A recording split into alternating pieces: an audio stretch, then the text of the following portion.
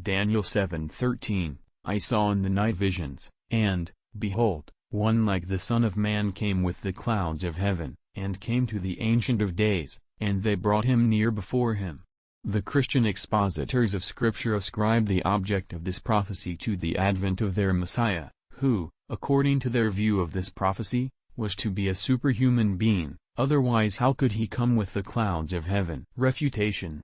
The prophet speaks here of a dream, in which things are meant to be represented in their literal sense. If the dream exhibits preternatural visions, the interpretation does not require a preternatural fulfillment.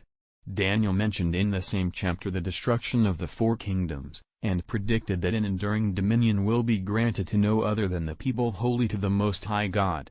See Ibid. Verse 18, and the holy ones of the Most High shall receive the dominion, and possess the kingdom forever and ever, even forever and ever. Again, verses 26, 27, and the judgment shall sit, and they shall take away his dominion to consume and to destroy it unto the end. And the kingdom and the dominion, and the greatness of the kingdom under the whole heaven shall be given to the people of the saints of the Most High, whose kingdom is an everlasting kingdom, and all kingdoms shall serve and obey him. The clouds of heaven mentioned in the quotation at the head of this chapter, bring to mind the heavenly rule, which ordains changes on high, in the region which lies beyond the reach and influence of man. He that raises clouds, and makes them descend again to fructify the soil, must be acknowledged as the same supreme agent, and disposer of the fate of man. The idea is familiar to other prophets also. See for example Jeremiah 14:22, Are there among the vanities of the heathen any that send down rain, and do the heavens yield them abundant showers? Is it not thou who art our God, and surely we will hope in thee, for thou doest all these things. The fleet clouds are often used as symbols of the swiftness with which God carries out his decrees. See Isaiah 19:1, Behold, the Lord riding on a light cloud, and he is come to Egypt. Jeremiah 4:13, Behold, like unto a cloud he rises up, like a whirlwind are his chariots. Isaiah 68, Who are those that are flying like a cloud, and like doves to their windows? The superhuman powers developed in the divine dispensations are pointed out by Daniel 2:34, Thou sawest that a stone was cut out, but not by any hands, which smote the image on his feet. In a like manner he mentions in the same chapter the aid that will be afforded by God, and in the days of these kings shall the God of heaven set up a kingdom which shall never be destroyed, and the kingdom shall not be left to other people, etc. Thus the last kingdom on earth will be exalted beyond the others, by enjoying the special protection of heaven, and divine help shall descend upon the empire of the chosen ones, as rain descends upon the earth blessed by the Lord. Christians argue that the government spoken of by Daniel must belong to a divine being, because he read, His dominion shall be an everlasting dominion. But we take those words in the sense that the kingdom shall be a perpetual and an inalienable inheritance, descending from father to son without interruption. Hence Daniel says, And his kingdom shall not pass away. And again in chapter 7:27, And all rulers shall serve and obey him. The last mentioned prediction is most decidedly not realized in the person of Jesus, for the Jews, the Mohammedans, and many other nations are not subject to the dominion of Jesus. Christians may perhaps plead and say that the expression all rulers refers to a great number merely, and is applied here as in Genesis 24:10, and he had in his hand all the goods of his master.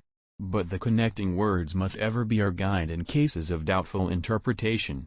Hence the word all, here and in any other similar case, cannot be taken in a limited sense, for the prophet Daniel says, And the kingdom, and the dominion, and the greatness of the kingdom which is under all the heavens shall be given to him. Moreover, he expressly states in chapter 2:44, I shall break in pieces and consume all those kingdoms, and it shall stand forever. The same prediction we find in Isaiah 60:12, For the nation and the kingdom which shall not serve thee shall perish, yea, those nations shall be utterly destroyed. The above-mentioned quotation, page 196 ante, and the saints of the Most High shall obtain the kingdom, has sole reference to the children of Israel. A few citations from Scripture will show that the title saints, or holy ones, is frequently given to Israel. Exodus 22:30, And ye shall be unto me a holy people. Deuteronomy 7:6, For thou art a holy people unto the Lord thy God. The Lord thy God has chosen thee to be unto him a nation distinct from all the nations on the face of the earth. Isaiah 62:12, The holy people, the redeemed ones of the Lord. Daniel 7:21-22, And I beheld the same horn made war with the saints and prevailed against them, until the Ancient of Days came, and judgment was given to the saints of the Most High, and the time came that the saints possessed the kingdom. And again, verse 25, And he shall speak great words against the Most High, and shall wear out the saints of the Most High, and think to change times and laws, and they shall be given into his hand until a time and times and the dividing of time.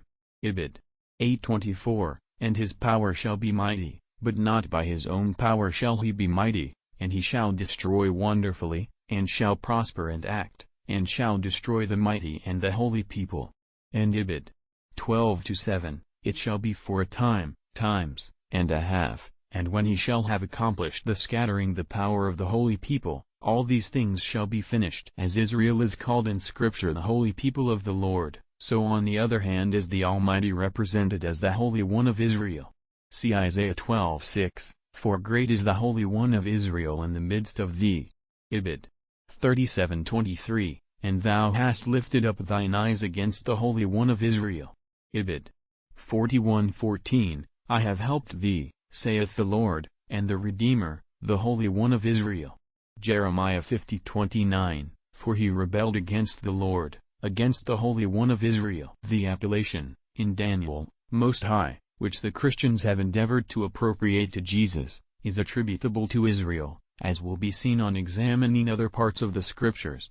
See Deuteronomy 26:19, And to make thee most high above all the nations which he hath made for his praise, for his name, and for his glory, and that thou mayest be a holy people unto the Lord thy God as he hath spoken. Ibid. 28:1, And the Lord will make thee most high above all people of the earth. From all these passages, it is evident that Israel could not yield to any other nation the title given to it in Holy Writ, and it must be acknowledged that the saints of the Most High God can only be of that people which is declared to be most high among the nations of the earth. The prophecies, showing that the wicked Gentiles shall perish, and that the righteous shall unite with Israel, are sufficient evidences to prove that also the present prophecy relates solely to the chosen people, for surely no expounder could reason away the lucid and simple announcement made by Isaiah 4:3, And all that shall be left in Zion, and that remain in Jerusalem, shall be called holy. And again in 60:21, And thy people, altogether righteous, shall inherit thy land forever. Thus we see that Daniel had no other object in view than to represent in his prophecy the final glory of Israel.